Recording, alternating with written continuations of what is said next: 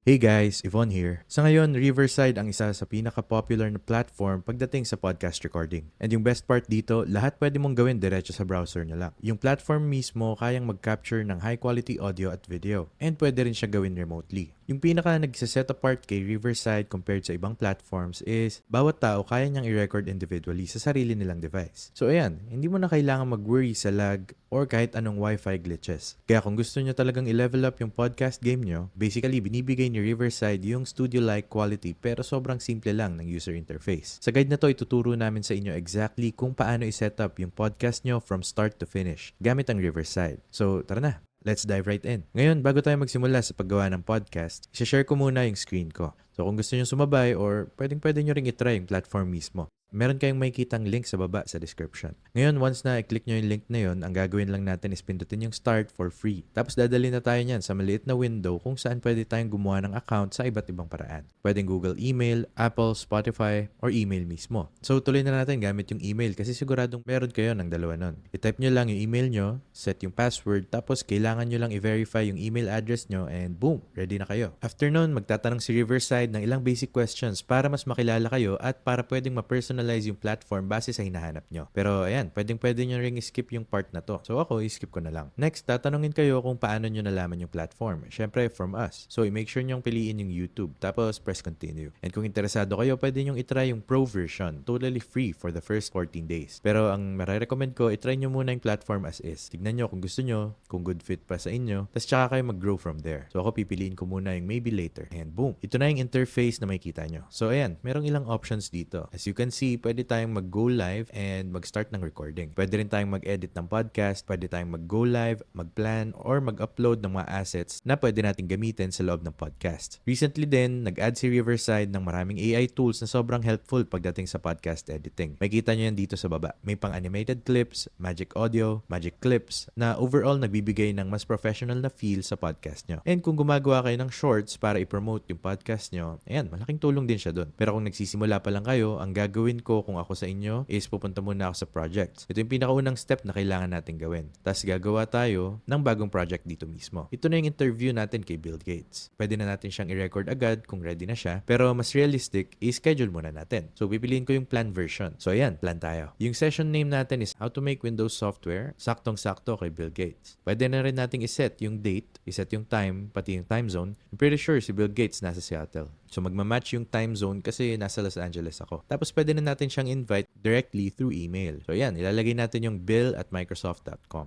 Cool, invited na siya. Sa description naman, lagay natin yung let's talk about big baller things. And from here, ready na tayo. So ayan, i-create natin yung session. Alrighty, scheduled na yung session. Ngayon, ano na yung gagawin natin from here? Well, bago pa mag-join si Bill, i-make sure niya muna na maayos na lahat ng settings. So habang nandito pa tayo, bago siya pumasok, check ko muna if everything is set up properly para solid yung podcast experience ng lahat. So ngayon, pindutin natin yung record para ipakita ko sa inyo kung ano yung itsura niya in real time. Mag-join na tayo sa session. Ito na yung itsura ko. Dito, pwede na tayong pumili kung anong camera yung gagamitin natin. And syempre, ayaw natin gamitin yung MacBook microphone. So ang gagamitin natin is yung Scarlett Solo. Personally, nire-recommend ko talagang gumamit ng headphones kasi pwedeng magka-echo and ayan, meron ditong option. Hindi ako naka-headphones ngayon, pero kung kayo naka-headphones and I highly suggest na gawin nyo yun, i-make sure nyo na i-check tong maliit na box dito. So yung name ko is Yvonne and yan, ready na tayo. Alrighty, naka-join na tayo sa session and ito yung itsura niya. So ako yung nandito tapos si Bill mapupunta sa right side. Makita ko yung sound na galing sa akin, yung maliit na microphone icon and yung camera. At ayoko makita yung sarili ko kaya pwede ko yung i-turn off. Ngayon habang nandito na kayo, make sure nyo na mapunta kayo sa settings at piliin exactly kung ano yung gusto nyong i-record. Kung parehong audio at video ba or audio lang. So ayan, depende talaga kung ano yung hinahanap nyo. Tapos pili na rin kayo ng specific resolution. Pero nakadepende yan sa plan na gamit nyo. So ngayon meron tayong 720p na available, pero kung gusto nyo ng 1080p or 4K, kailangan nyo ng professional plan. Yung transcript language is English. And kung gusto nyo, pwede nyo ring i-on yung noise reduction, lalo na kung may konting ingay sa paligid nyo. Kung gusto nyo pang makita ng mas detailed yung settings na ino-offer ni Riverside, pwede nyo pindutin yung all settings. Diyan may kita nyo yung iba't ibang options para sa video, audio, at pati design. So dito may kita natin yung camera, yung microphone, at kung paano ko naririnig yung actual sound. Ito yung output volume, so pwede natin siyang i-control. Meron din ditong echo cancellation. cancellation. Tapos pagpunta nyo sa general, pwede nyo palitan yung name nyo, pati yung title. Pwede rin natin baguhin yung design ng podcast para pag nag-join si Bill Gates, may certain feel na agad yung session na to. At pag pumunta kayo sa recording, gaya ng binanggit ko kanina, pwede kayong pumili kung video at audio ba or audio lang. Yung audio sample rate, available siya sa professional plan. For video naman, pwede kayong pumili kung standard resolution or advanced. Piliin nyo rin yung frame rate nyo and make sure na laging naka-ready yung countdown timer nyo. At dahil si Bill Gates to, big deal talaga to. So malamang gusto nyo yung i-live stream. And ayan, pwede nyo siyang i-broadcast sa YouTube, Facebook, LinkedIn, X, Twitch, TikTok, which is solid kasi lahat nagagawa nyo na sa isang platform lang. Take note din kung gusto nyong mag-add ng isa pang guest, host, team member, or kahit audience, medyo iba-iba yung setup per tao. So pag kinlik natin tong invite, yung link na ipapadala natin, pwede natin piliin exactly kung kanino siya mapupunta. Kung guest ba, audience member, or producer. Depende yun sa control na ibibigay natin sa kanila. Pag guest, makaka-join sila sa actual conversation natin and lahat ng sinasabi nila matatranscribe. Pero yung kanila mismo, hindi siya mare-record. Same din sa audience members. Hindi rin recorded yung nila. Wala rin silang control sa settings pero ayan, enjoy lang sila sa stream. And kung gusto nyo, pwede nyo ring idagdag yung brand nyo.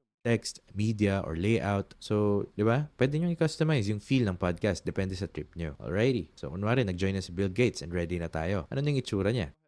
Pipindutin ko lang yung start, may lalabas na mini countdown at yan, live na tayo. Alrighty, folks. And we're on. Bill, sobrang saya ko na nandito ka. Anong pakiramdam na maging billionaire? You guys get the point. So, ngayon, magkausap na kami ni Bill, tapos sabihin na natin sobrang ayos ng flow, tapos na kami, saan na tayo pupunta from here? Simple lang, pinutin ko lang yung stop, makikita nyo tong maliit na button dito na may percentage. May make sure lang natin na hindi aalis yung guest nyo hanggat hindi maabot sa 100% yung number na yun. Kaya ako sinasabi kasi kapag umalis yung guest nyo bago pa umabot sa 100%, hindi nyo na ma-access lahat ng info nila. So, ayan, yung recording nyo kay Bill Gates, wala na. Kaya make sure nyo talagang bago mag-hop off yung guest nyo, na 100% na yung number na yun. After nun, ready na tong video natin. So, pwede na tayong bumalik sa project. And kung tapos na kayo sa session, pwede nyo nang i-leave yung session at i-end para sa lahat. And boom, tapos na tayo sa part na to. Kung gusto nyo, pwede nyo i-personalize yung content nyo, pero additional step pa yun. So, for now, i-skip muna natin. And, ayan. Ito na yung itsura ng video. From here, pwede nyo na siyang i-share diretso sa kahit kanino. Meron na rin buong transcript kung curious kayo. And kung gusto nyong i-edit or i-export yung video, lahat yan pwede nyong gawin sa loob lang ng isang platform. So, kunwari, pipindutin ko yung edit. Pwede tayong magdagdag ng iba't ibang splits, chapters, scenes, or kahit i-throw sa trash yung mga ayaw natin. Pwede rin kayo magdagdag ng music sa podcast nyo. Para sa akin, yung pinakamalaking benefit ng editing tool ni Riverside is yung fact na lahat ay nagagawa mo sa isang platform lang. Mabilis pa. Dati kasi kailangan mo pang magbukas ng 3 magkakaibang window. Isa para sa live streaming, isa sa podcasting, at isa para sa editing. Pero ngayon, lahat nasa isang place na lang. Kaya mas smooth at mas streamlined na yung buong process. And pag ready na kayo, pwede na nating pindutin yung export dito. Dito meron na kayong 3 options. Pwedeng video, audio, or yung timeline kung saan pwede nyo siyang i-throw sa Premiere Pro or Final Cut Pro. And ayan na guys. As you saw, pinapadali ni Riverside yung podcasting nang hindi sinasakripisyo yung quality. So whether beginner ka pa lang or nag-iisip kang mag-launch ng sarili mong podcast or meron ka ng experience sa production. Yung Riverside platform, basically, kumpleto na siya ng lahat ng kailangan mo pagdating sa podcasting. So kung gusto nyong itry yung platform mismo, yung link nandun sa baba sa description. And kung may nakuha kayong value sa video na to, i-make sure nyo lang na mag-leave ng like, mag-subscribe para sa mas marami pang videos na ganito kasi sobrang laking tulong nun sa channel. Till next time, peace!